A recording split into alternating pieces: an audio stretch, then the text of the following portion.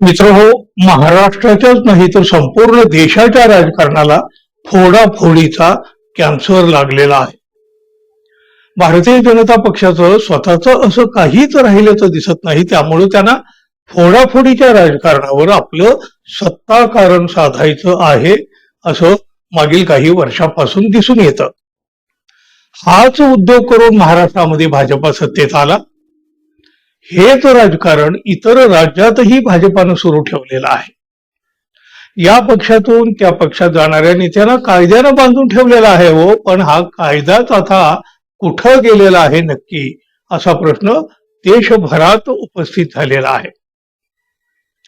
देशाच्या आणि महाराष्ट्राच्या राजकारणामध्ये घटनाबाह्य घटना घडत आहेत आणि त्यांना अभय सुद्धा मिळत आहे.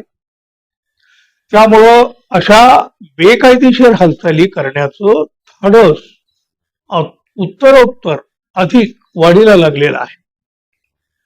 फोडाफोडीचं राजकारण एवढं वाढीला लागलेलं आहे की अशी पक्षांतर पाहून सामान्य माणूस सुद्धा कपाळावर हात मारू लागलेला आहे.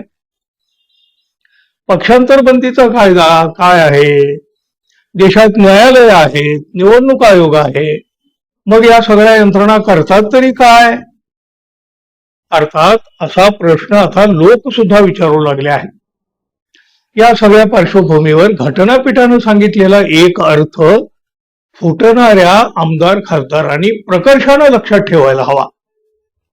तो असा की विधिमंडळ पक्षाला राजकीय पक्षापासून वेगळं मानलं जाऊ शकत नाही.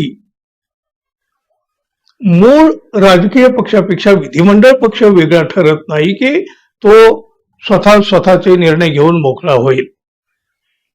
यावरून हे स्पष्ट होतं की विलिनीकरण किंवा पक्षांतर हे मूळ राजकीय पक्षाच्या पातळीवरच झालं पाहिजे आणि त्याला परिणामकारकता देण्यासाठी विधिमंडळ पक्षातील 2/3 सदस्यांचा पाठिंबा ही आवश्यक अट आहे. एखादा खासदार कायद्याचं उल्लंघन करून पक्षांतर करू शकत नाही.